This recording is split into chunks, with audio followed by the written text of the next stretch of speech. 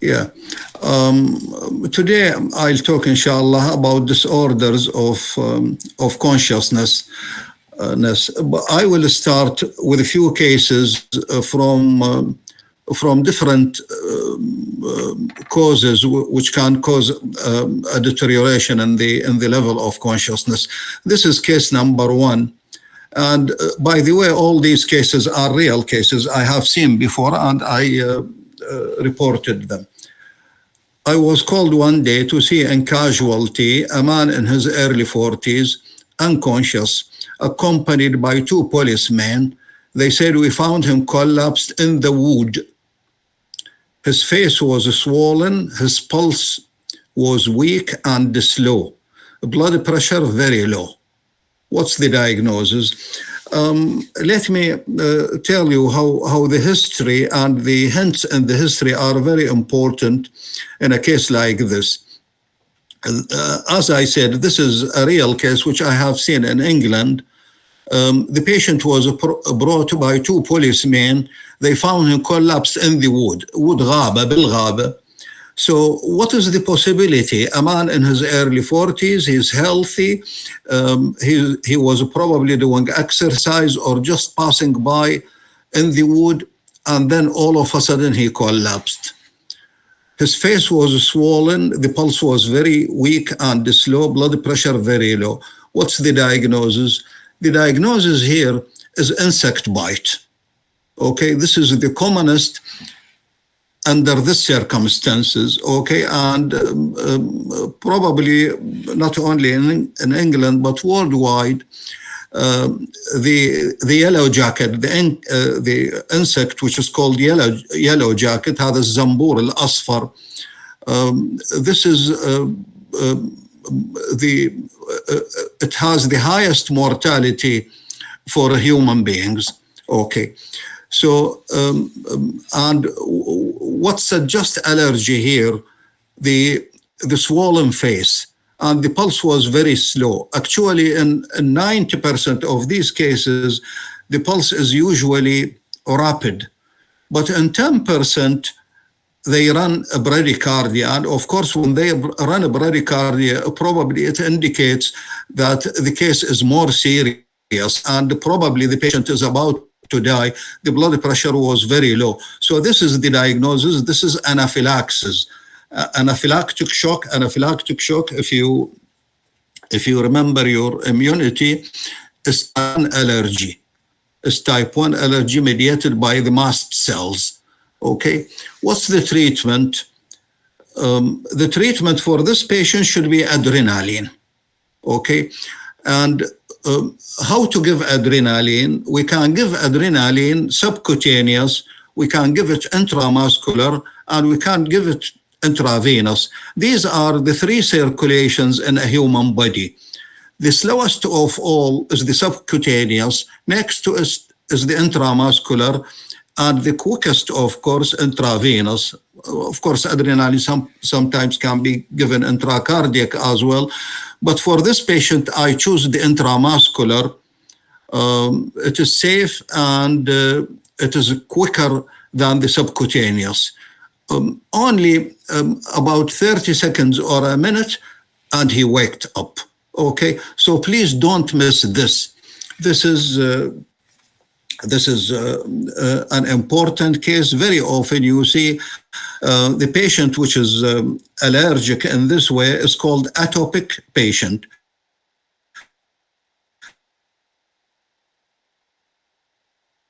And all these patients should be supplied, which can be used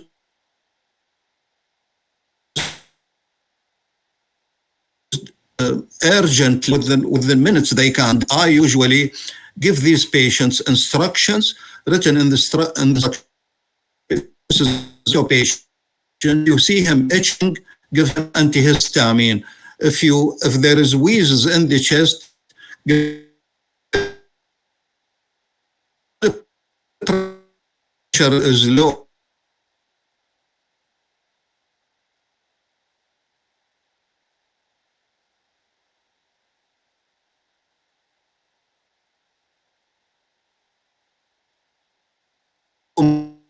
months ago, he kind of mine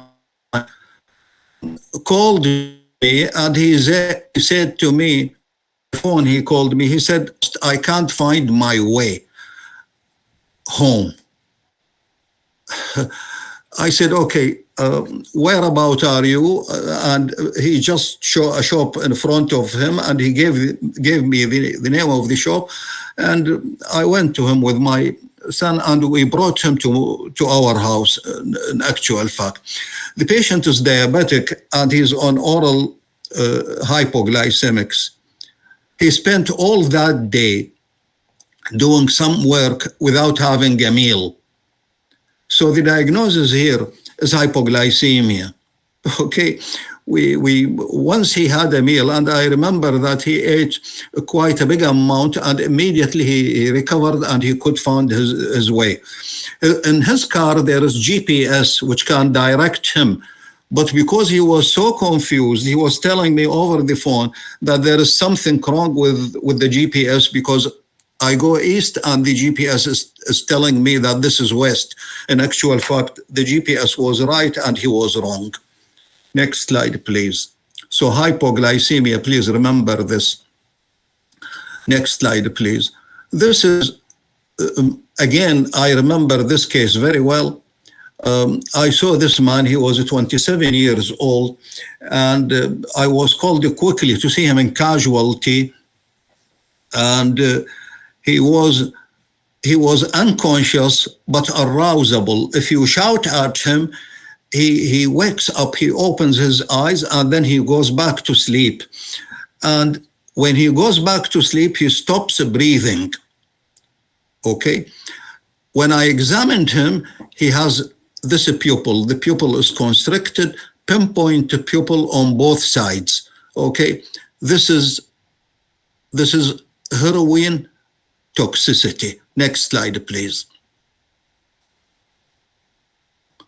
This is heroin toxicity, and the treatment is naloxone. Naloxone is a morphine derivative, but it is very weak, and it works by a mechanism which probably you know from your pharmacology called competitive inhibition. What do we mean by this? Is that you know that there are receptors, and the naloxone has a higher affinity for the receptors, but it is weaker in action than morphine. That's why its effect is immediate. Okay, and again, this patient recovered quickly and immediately. Remember, pinpoint pupil on both sides. If you see unconscious patient with pinpoint pupil on both sides, most probably this is heroin, or a heroin-like drug like morphine or khashkhash. Okay, if you see this in an old man, then pontine hemorrhage is possible. Next slide, please. Yes, this is a woman I saw in her late 50s. They brought her to hospital, and the patient was complaining of headache, unilateral headache, over the last few months. Okay, and taking some analgesic for it. Then suddenly she lost consciousness. And when she came to me to see her, this was her features. You can see that the right eye, there is ptosis, and the right eye is looking downward and lateral.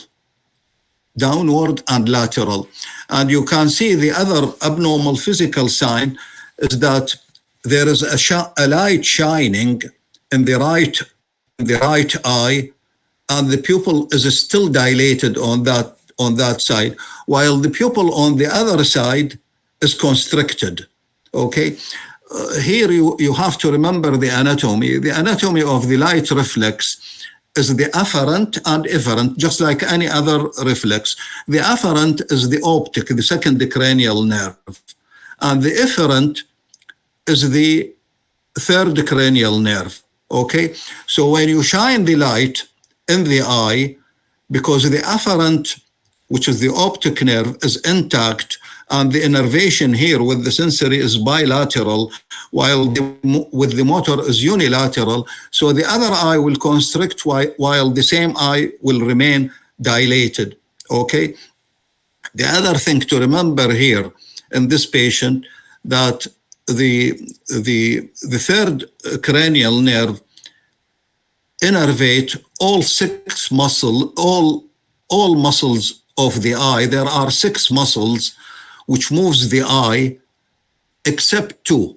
The lateral rectus is supplied by the 6th cranial nerve, and the superior oblique supplied by the 4th cranial nerve.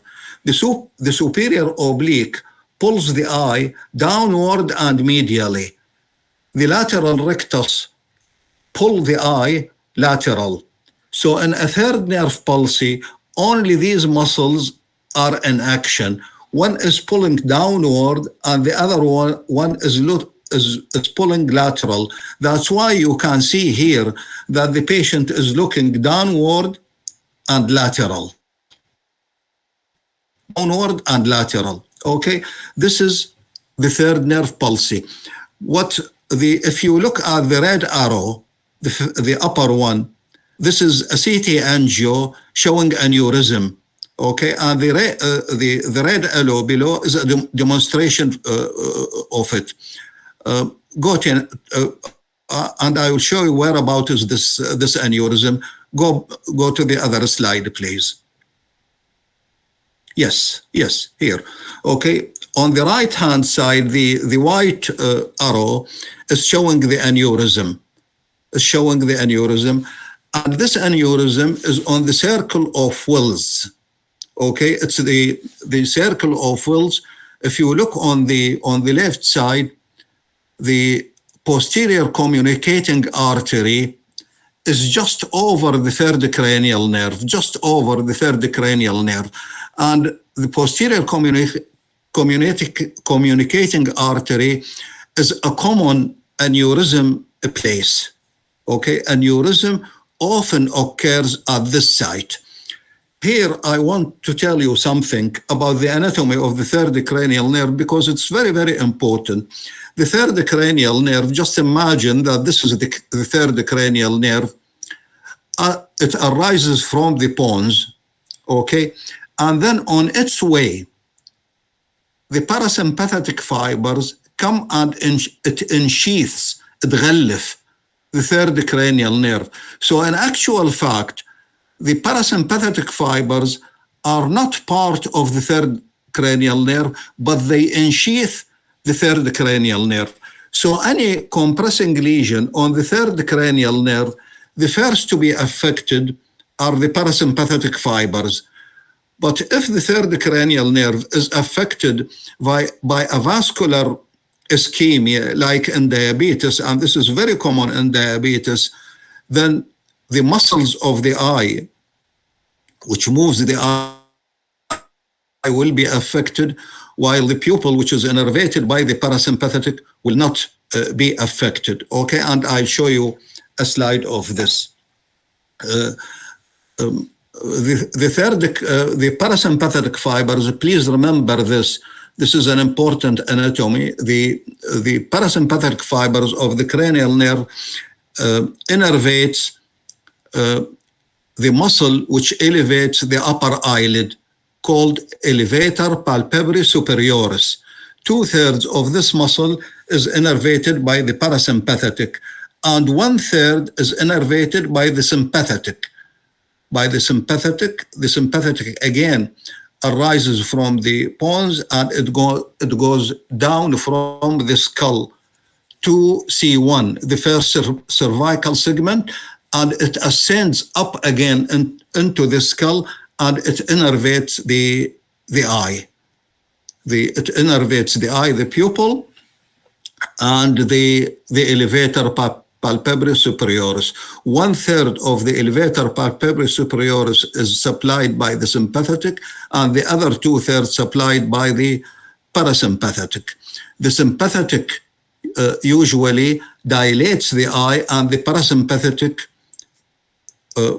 constrict the pupil. Okay, that's why when the parasympathetic fibers, just like in this case, are compressed by the aneurysm, the sympathetic will dominate because the parasympathetic are paralyzed. The sympathetic will dominate, and you will see that the pupil is dilated. Next slide, please. Yes. Here is a demonstration of what I have just described. Okay. This is a third cranial nerve palsy. On the right-hand side is due to ischemia.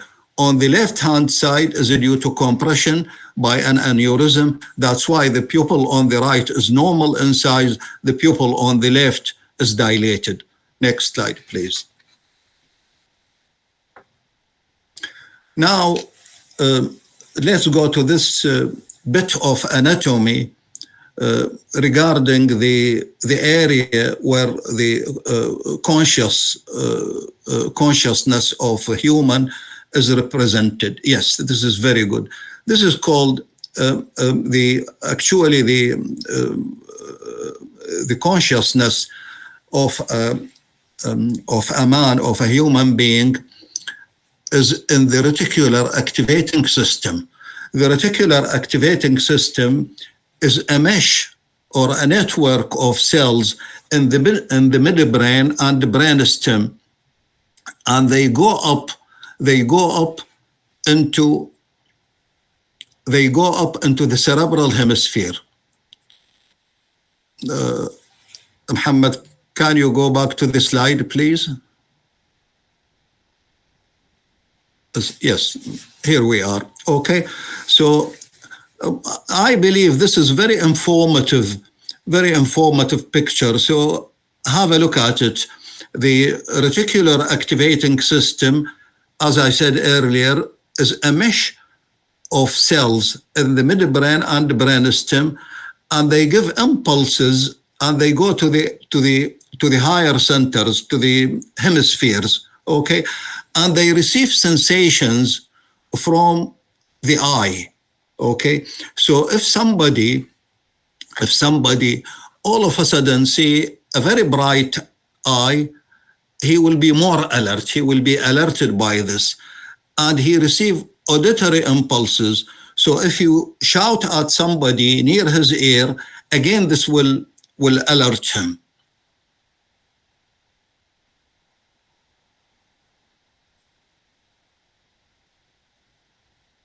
Okay. The other impulses he receives from the other parts of the body, descending motor signals and ascending sensory. Okay, ascending sensory. So if you pinch, if you cause pain to somebody on his leg, this will make him more alert. It will activate the reticular system. Next slide, please. So a patient who is unconscious means that this system is affected. This system is damaged. Next slide, please. Yes. This is a demonstration how to examine the eye, the pupil. As a matter of fact, examination of the pupil is very, very important, particularly in a patient with disordered consciousness. Okay. If you see the upper slide, both the pupils are dilated, and this is when a person is in the dark. Yes, here. The right is dilated, and the left is dilated as well. And this is what happened to you when you are in the dark. Why the pupil will dilate? To get more light in, okay, in the dark. Go down, please, with your pointer. Yeah, here. This is a patient with third nerve palsy, or with palsy of the parasympathetic fibers. So you see, we have shined a light in the left eye. Yes, in here, okay? But the pupil remain dilated, remain on the right side, yeah, it remain dilated because the motor is affected, and the motor, as I said earlier, is parasympathetic. But the ascending, which is the sensory, is the optic nerve, and the optic nerve innervates both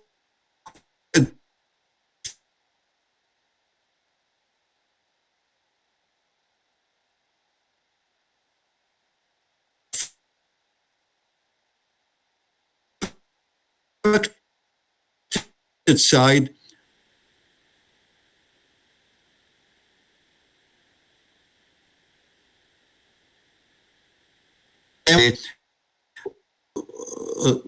Yeah, okay, yeah, stay here. This is discussing one mechanism of loss of consciousness or of deterioration in the consciousness level, the hypoglycemia, because you probably all know that the brain can utilize only sugar. It can't utilize protein, it can't utilize fat.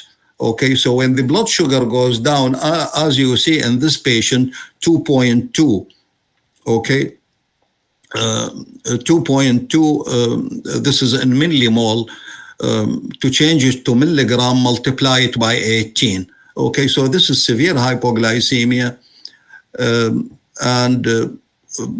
hypoglycemia occurs when the blood sugar is below 3.9 millimole or 70 milligram, but hypoglycemia in a diabetic can occur at a level which is higher than this. Okay, the treatment of hypoglycemia, you all know, is to give sugars or something, or a glucagon injection. Okay, this is called Reflomad, this little machine, a glucometer. This is very important. I think most people who are diabetic or pre-diabetic, or all people above the age of 50, should have one like this at home. Next slide, please.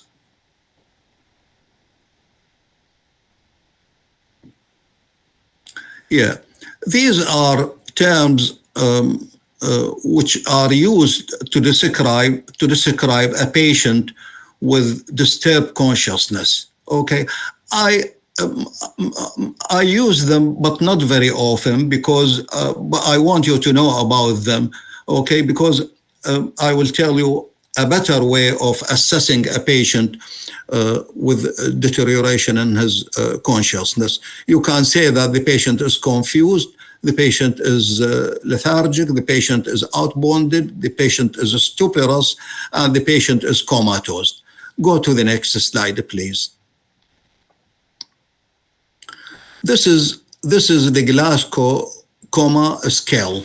This is very famous, and actually this is the scale which is used in most of the hospitals, and all of you should be familiar with this scale. And my advice to you is that you just have it on your mobile. You don't need to memorize the Glasgow scale. Just have it on, and when you see a patient, you can apply it. Eye-opening, give him 4. Response to speech, 3, etc. And then at the end of your assessment, you will have a figure. I myself, to be honest, although I said that this is very famous, but I don't use it very much. I don't like it, because even if the patient is dead, he will have 3 marks, which doesn't make any sense. Go to the next slide, please.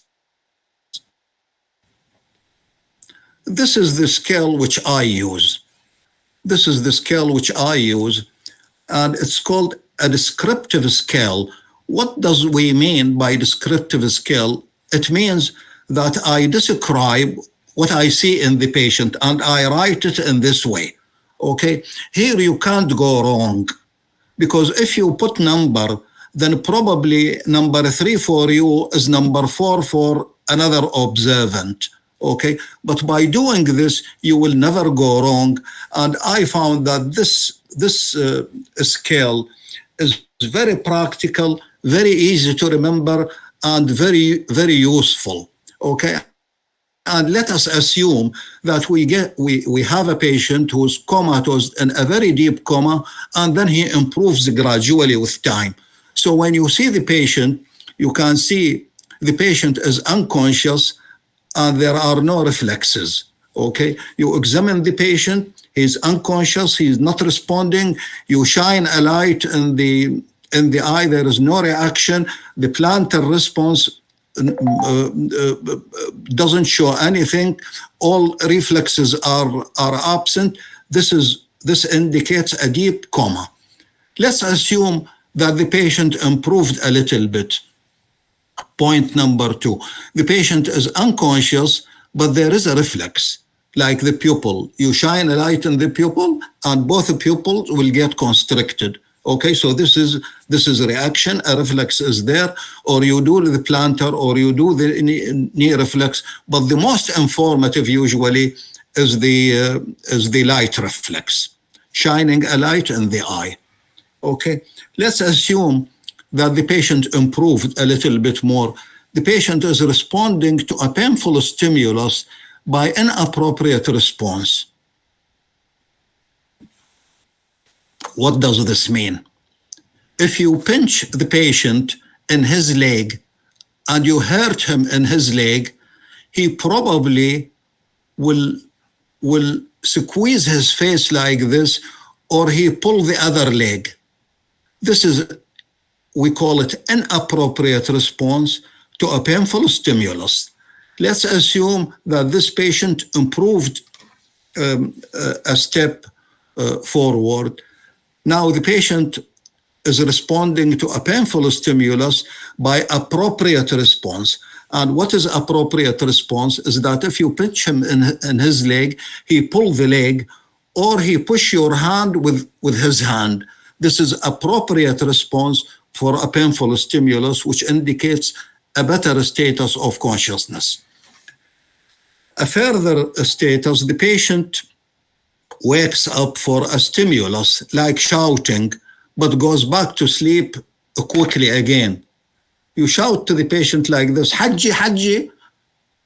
He opens his eyes and he may say Na'am, but then immediately he goes back to sleep. This is called sometimes stuporous stage, but you can put it this way. The patient wakes up for a stimulus but goes back to sleep quickly. A better stage is the patient is conscious but disoriented. Disoriented, you know this, okay? This is very much repeated in your histories. The patient may be disoriented for person, for time, for etc. Okay, and the patient hopefully will be fully conscious. Okay, this what I usually do. I always do this. I write exactly one of these sentences. Either the patient is unconscious, no reflexes. The patient is unconscious, but there is light reflex. The patient is responding to a painful stimulus by inappropriate response, etc. And follow the patient, and you can see that the patient, if he is improving, that he'll go in this scale step by step. Next slide, please.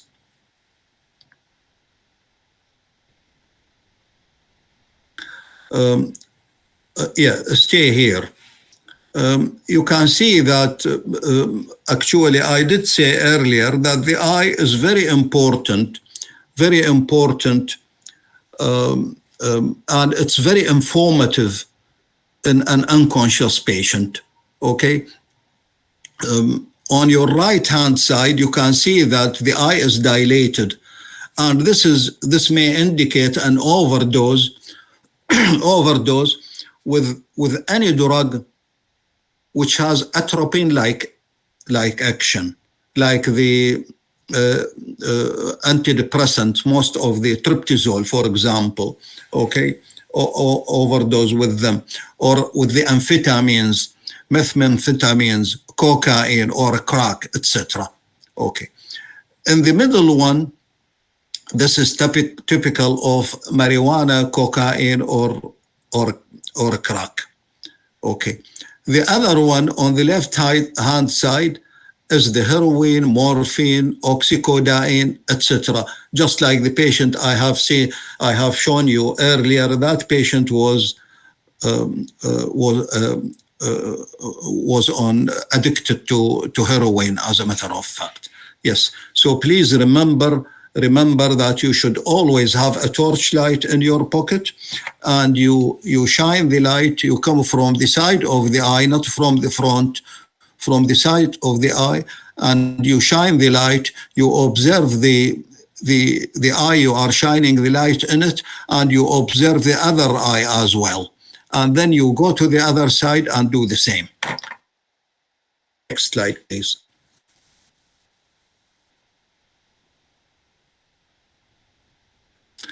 Yeah, this is slide, unfortunately, we should have seen this slide earlier, but I'm sure you all know these. These are the symptoms and signs of hypoglycemia: headache, blurred vision, tachycardia, etc. Okay. Next slide, please. Yeah. I have touched the subject of the anatomy of the consciousness of the area which is affected when the patient is unconscious. And we said this is the reticular activating system. Destruction of large portion of both cerebral hemisphere can cause the same problem, because if you remember the anatomy, there is connection between this reticular system and the cerebral hemisphere. Suppression of the thalamocerebral function by drugs, toxins, metabolic causes like hypoglycemia, anoxia, azotemia, or hepatic failure, all can give the same. But of course, we can't go into the details of these, because any one of these needs a separate talk. Okay, but with knowledge, you will master this subject, inshallah, more. Next slide, please. Epileptic coma, please remember this. This is very important from the history. If the patient is epileptic and you find him comatose, most probably this is asleep. Most epileptic patients, after having an epileptic fit, they will go to deep sleep and ultimately they wake up. In this case, what you need to do, you examine the patient properly, you make sure that everything is all right, okay, and you put the patient on one side that he doesn't suffocate with secretion. And if there is vomiting or something like this, then you need to aspirate and clean. The problem with the epilepsy is that if it occurs for the first time, okay, and sometimes it occurs during sleep, a condition called nocturnal epilepsy, and then the parents probably will find a child in deep sleep, just like coma. This child earlier had an epileptic attack while sleeping. And do patients have epilepsy or epileptic attacks sometimes only when they are sleeping? The answer is yes.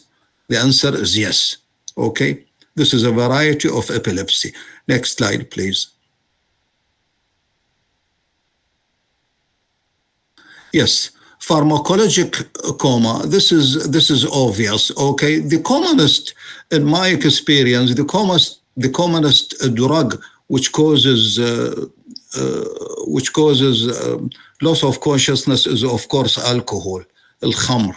Okay, but remember that the phenothiazines, the diazepam, etc. Okay, so examining the patient, looking into the records of the patient, asking the family whether they have found an empty bottle beside the patient or not. All these are important. And then you take a blood sample and urine sample. We will talk about this later. Next slide, please.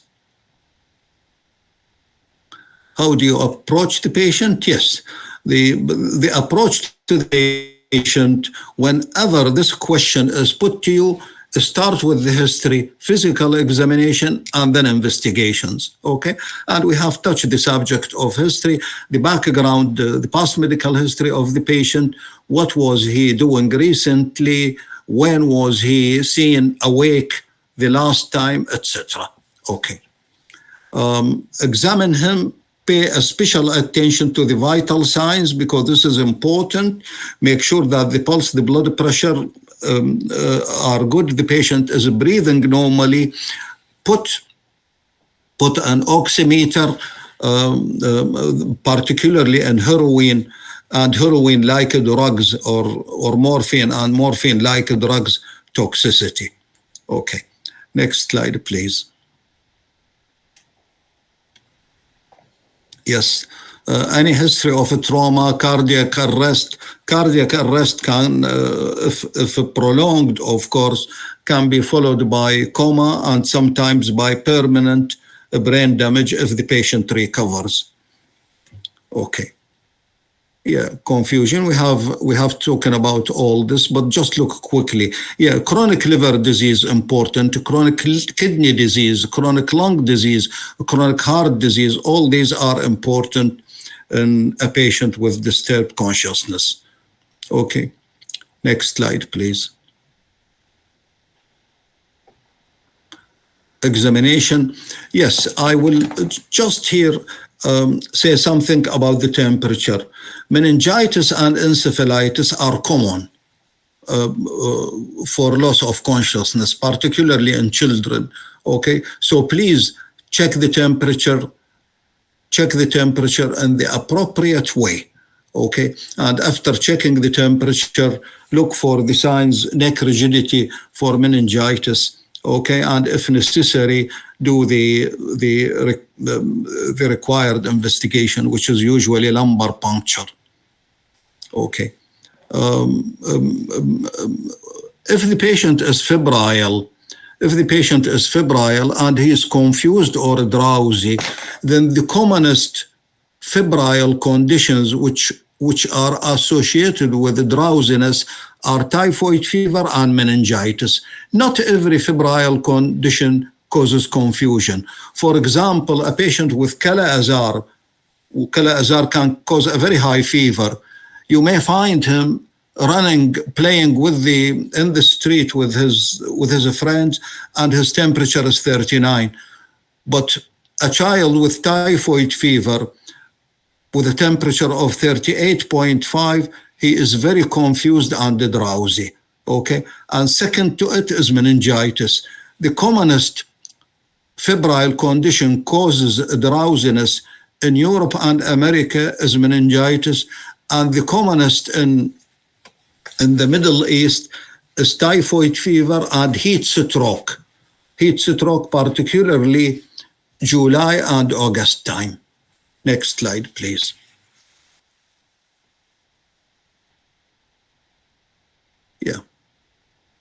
Yeah, this is, we have said this, check the temperature. Yeah, next slide, please. Yeah, fundoscopy.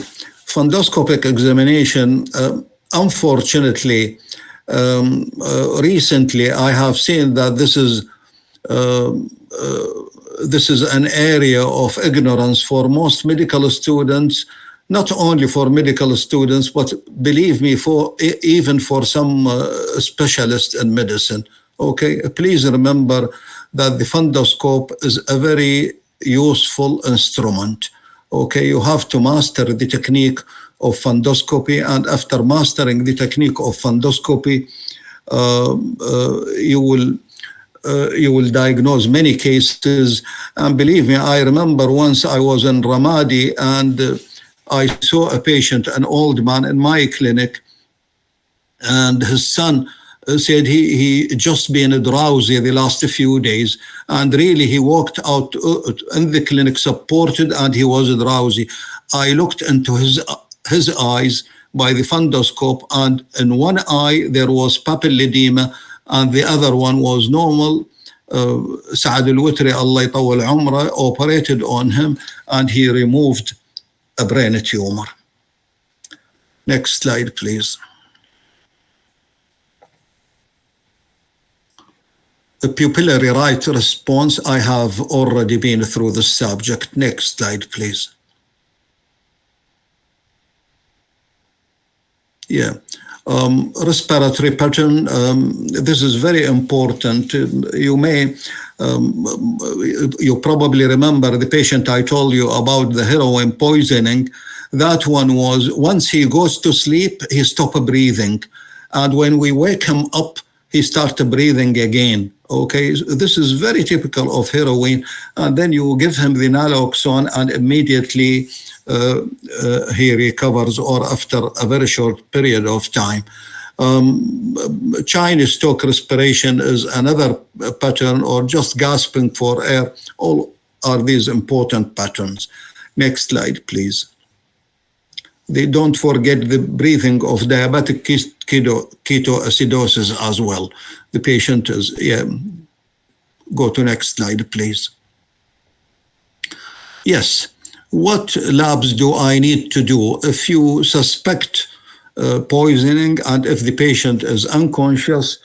Do the toxicology. Take every fluid you can, the blood, the urine, probably sometimes the CSF, and send it to the lab for chromatography and toxicology study.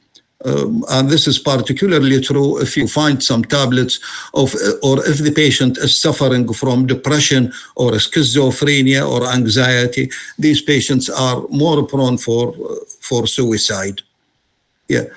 Cranial CT, MRI, EEG, again, are very useful. Particularly nowadays in most hospitals, the cranial CT is available immediately, and it's very, very useful. Putting in mind that bleeding, if the CT is done without enhancement, then a bleed might not show except after 48 hours. Okay, so if you suspect a bleed, like the patient with aneurysm, because on the CT scan, what you will see, you will not see the aneurysm clearly, but you will see the leaking blood. Okay, and if early done without enhancement, if you give enhancement, then immediately you will visualize it. But without enhancement, the CT may remain negative for 48 hours. Next slide, please. Yes, thank you very much. This is the end of it. Arterial blood gases, etc. This slide should have been before the last slide. Now, if you have any questions, I'm here and ready to answer.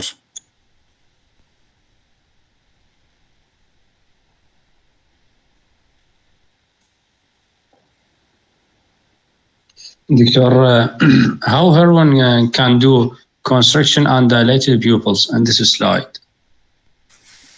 How are you talking about heroin. The pupil? About heroin, yes. The pupil. Constriction and dilated. Okay, then I will say it again. The pupillary reflex or the light reflex is just like any other reflex, has afferent and efferent, or sensory and motor.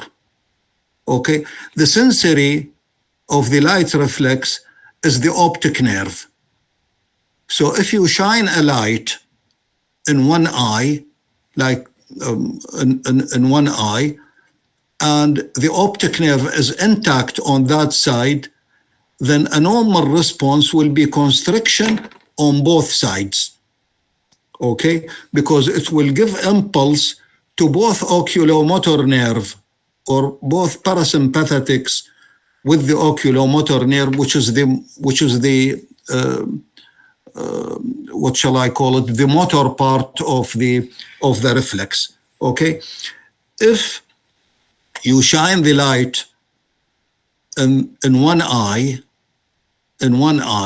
which is dilated, and only the other eye constrict, this means that the optic on this side is intact, but the parasympathetic, the third cranial nerve on this side is damaged. Then you go to the other eye and shine a light in it, okay? What will happen is that this eye will constrict, this pupil will constrict, and the other one will remain dilated. This means that on this eye, both sensory and motor are intact, while the motor on the other side is affected. Is this clear, Muhammad? نعم دكتور واضح، بس أنا شنو قصدي يعني patient جاني هو normal anatomically normal بس عنده heroin toxicity مثلا. اي يعني heroin toxicity عادة يجي يعني constricted pinpoint pupil. Yes, bilateral. اي هذا قصدي، اقصد اني بهذا السلايد انه اني هنا الهيروين موجود بالconstricted وبالdilated. شنو هذا السلايد on the left side is heroin poisoning, yes, constricted. Yes. And this heroin dilated. Oh, I see. Yes. Presentation, opiates, painkiller, marijuana. I don't know, but probably if brain damage occurs, but just ignore this. Just ignore this. In the acute phase, when you see a patient, of course, if the patient develops brain damage, ultimately the pupil will dilate. But a response to a heroin, morphine like a drug, codeine, is usually constriction of the pupil. Okay, شكرا دكتور. Any other question?